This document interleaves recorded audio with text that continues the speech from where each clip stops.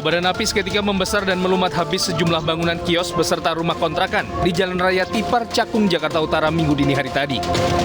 Banyaknya material bangunan yang mudah terbakar ditambah tiupan angin kencang membuat kebakaran terus meluas. Dalam hitungan menit, api telah membakar puluhan kios beserta puluhan rumah kontrakan di permukiman padat penduduk ini.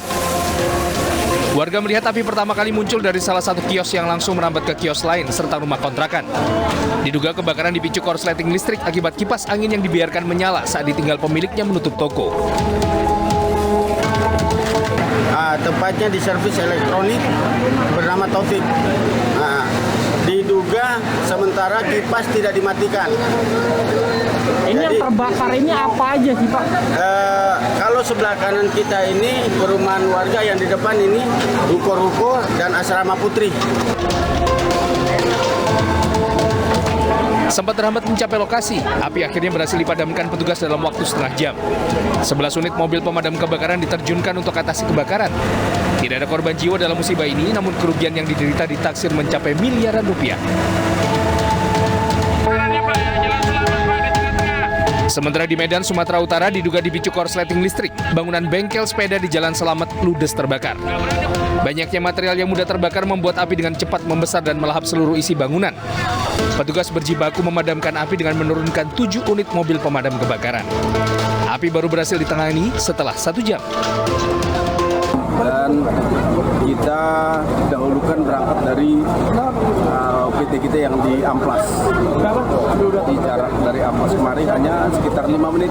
Mereka sudah tiba di TKP, langsung memadamkan kebakaran. Kebakaran itu agak besar, kebetulan dari informasi dari Pak Kepling tadi, yang terbakar ini seperti bengkel sepeda dan terbuat dari bangunannya kayaknya dari papan. Tak ada korban jiwa dalam insiden ini, sementara penyebab kebakaran masih diselidiki polisi. Akibat peristiwa ini, korban mengalami kerugian material mencapai puluhan juta rupiah.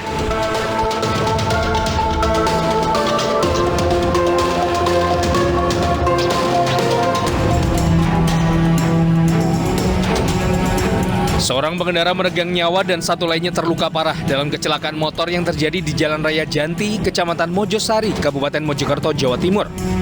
Kerasnya benturan dalam kecelakaan menyebabkan kedua motor yang dikendarai korban rusak parah. Sejumlah warga dan relawan langsung mengevakuasi kedua korban ke Rumah Sakit Profesor Dr. Sukandar, Kabupaten Mojokerto.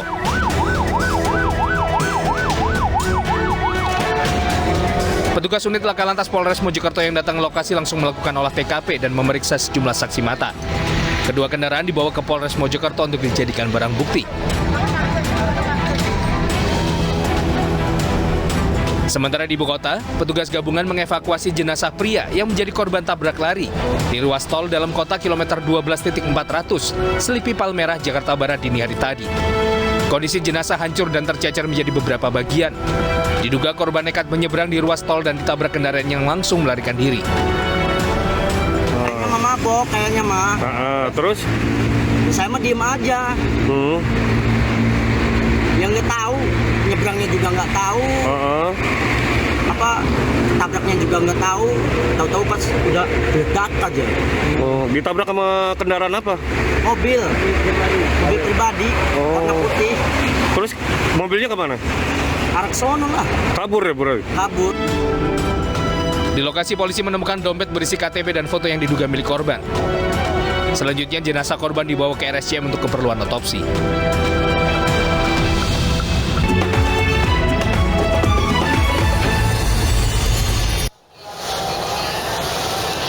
Halo, selamat sore pemirsa. Kita berjumpa di iNewsroom Weekend, ruang memperbarui informasi Anda yang terjadi sepanjang hari ini. Saya Aprilia Putri.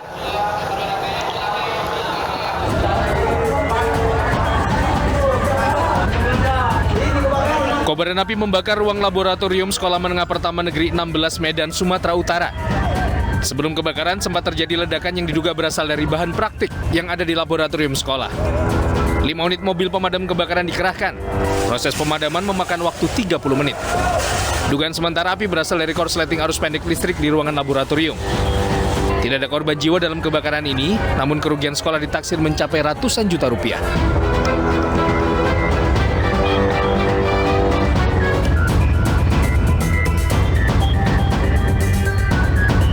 Ledakan terjadi di salah satu rumah warga Sampang Agung, Kecamatan Kutorejo, Kabupaten Mojokerto, Jawa Timur. Akibat ledakan ini, kondisi rumah hancur dan seorang penghuni rumah tewas di dalam kamar. Dahsyatnya ledakan membuat korban yang selama ini tinggal bersama neneknya tewas dalam kondisi mengenaskan. Dari hasil olah TKP, polisi temukan sejumlah serpihan kertas dan serbuk petasan yang berhamburan di lantai dalam rumah. Namun hingga saat ini, aparat dari Polsek Kutorejo belum bersedia memberikan keterangan resmi terkait kejadian ini. Korban langsung dievakuasi dan dibawa ke Rumah Sakit Profesor Dr. Sukandar, Kecamatan Mojosari, Kabupaten Mojokerto.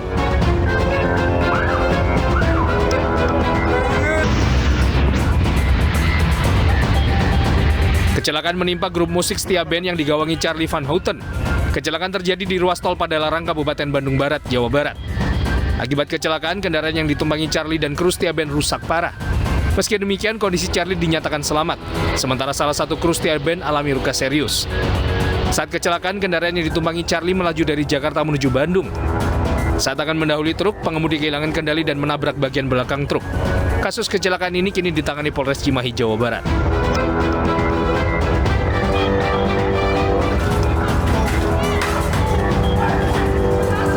Inilah rekaman video penganiayaan seorang driver ojek online di kawasan Babarsari, Sleman, Yogyakarta. Korban dianiaya oleh sekelompok orang hingga babak belur. Tak hanya driver ojol, seorang mahasiswa yang merekam aksi penganiayaan juga babak belur diajar para pelaku. Perekam yang alami luka serius dilarikan ke rumah sakit terdekat. Berkat rekaman video, polisi berhasil menangkap 3 pelaku penganiayaan dan mengamankan sejumlah barang bukti. Dari hasil pemeriksaan, penganiayaan dipicu masalah sepele. Akibat perbuatannya, para pelaku terancam pidana hingga 7 tahun penjara. Pemirsa, sejumlah insiden mewarnai rangkaian kegiatan penyembelihan hewan kurban di sejumlah daerah. Sapi kurban mengamuk dan melukai warga hingga viral di media sosial.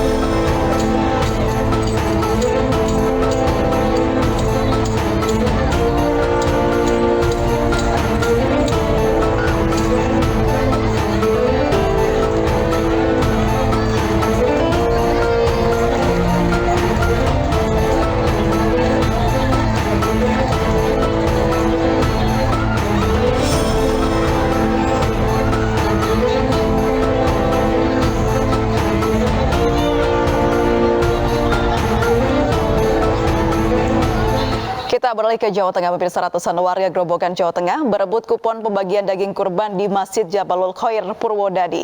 Aksi saling dorong menyebabkan sejumlah warga terjatuh dan tertindih.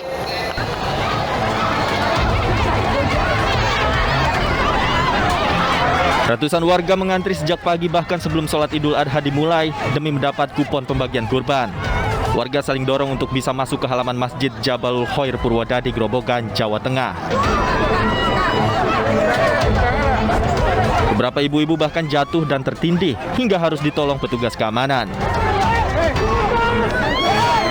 Setelah suasana bisa dikendalikan, panitia kurban mengatur warga untuk duduk dan membagikan kupon kurban.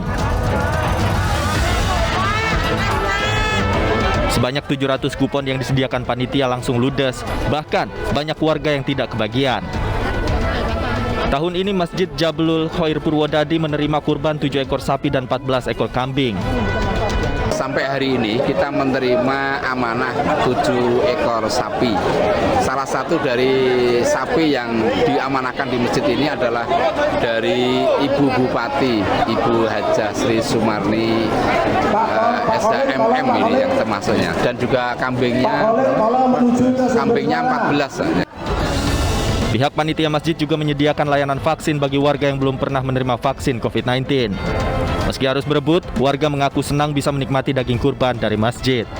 Dari Grobogan, Jawa Tengah, Rustama Nusantara, iNews melaporkan. Pemirsa, Presiden Joko Widodo beserta Ibu Negara Iriana melaksanakan sholat Idul Adha di Masjid Istiqlal, Jakarta pagi tadi. Usai sholat, Presiden juga menyerahkan sapi kurban seberat 1,2 ton ke Masjid Istiqlal.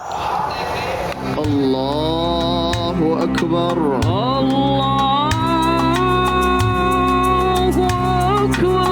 Presiden Joko Widodo beserta Ibu Negara Iriana melaksanakan sholat Id di Masjid Istiqlal, Jakarta.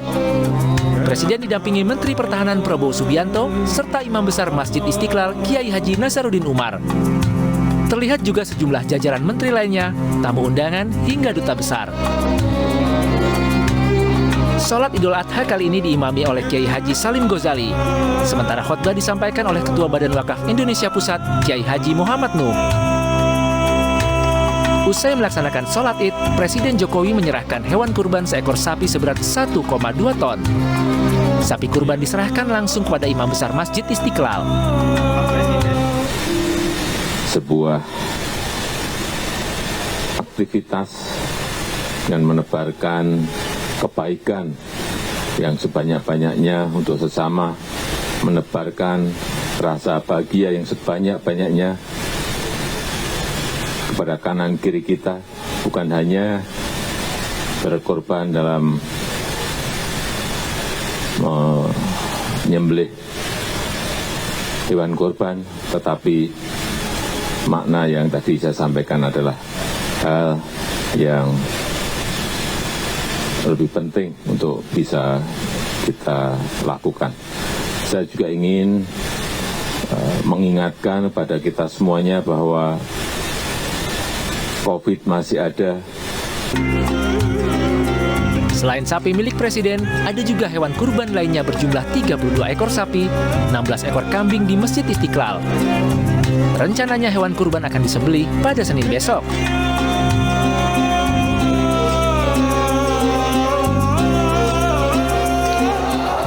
Pelaksanaan sholat Idul Adha di Jakarta International Stadium ramai dihadiri jamaah. Gubernur DKI Jakarta Anies Baswedan juga turut hadir dan berkurban di Jakarta International Stadium.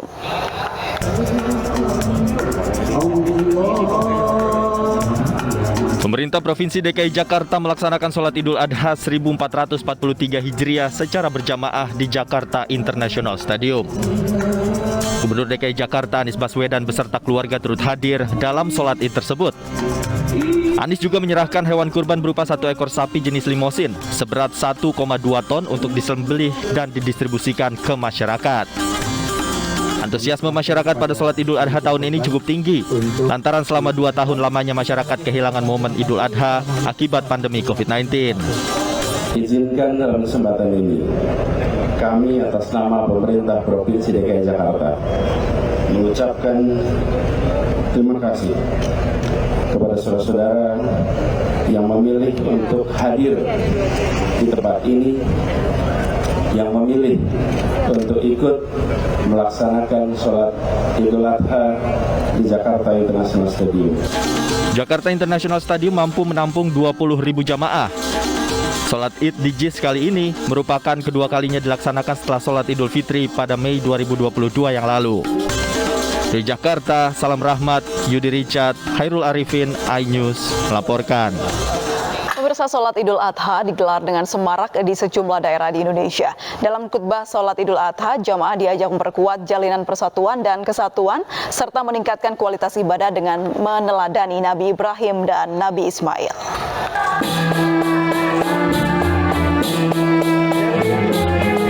Puluhan ribu warga Merauke, Papua Selatan menggelar sholat Idul Adha di halaman Masjid Raya Al-Aqsa.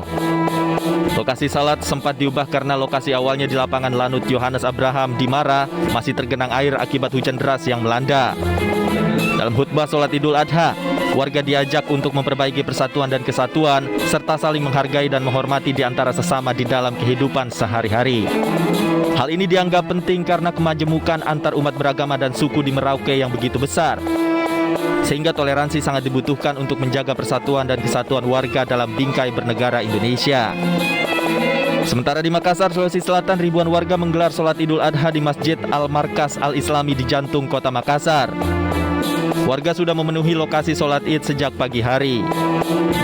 Sholat dimulai sekitar pukul 7.30 waktu Indonesia Tengah dan diakhiri dengan khutbah yang disampaikan Rektor Universitas Hasanuddin Jamaluddin Jompa. Ya, ibadah kurban di tengah wabah PMK membuat masyarakat harus ekstra hati-hati dalam mengolah daging kurban. Kita akan membahasnya secara komprehensif setelah jeda berikut ini.